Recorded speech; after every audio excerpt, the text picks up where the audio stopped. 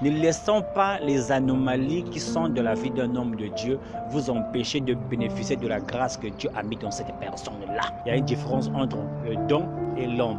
Mais vous allez voir que dans Genèse chapitre 20, lorsque Dieu veut punir Abimelech et sa nation, la Bible dit qu'ils furent frappés de stérilité. Et Dieu dit à Abraham que c'est lui qui va prier pour que Abimelech et toutes ses servantes puissent de nouveau avoir des enfants, pour que la stérilité cesse dans ce royaume-là.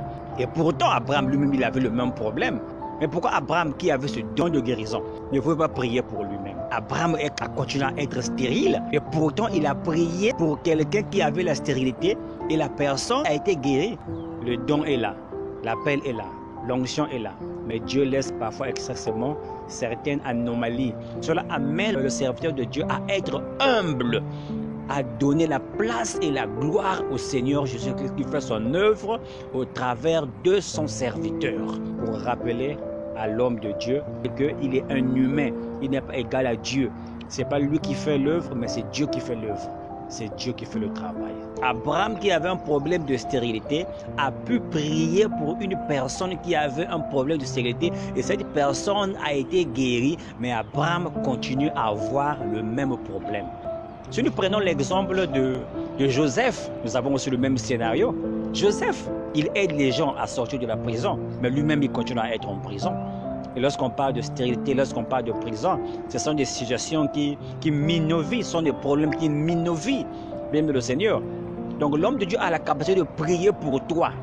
Même si lui-même il a un problème qu'il ne peut pas gérer, qu'il ne peut pas résoudre, mais Dieu peut toujours l'utiliser pour résoudre le même problème qu'une brebis est en train de souffrir. Et si on prend même l'exemple de l'apôtre Paul, dans le livre de Corinthiens, vous voyez, l'apôtre Paul, lorsqu'on prenait des linges qui touchaient son corps, les gens étaient ressuscités.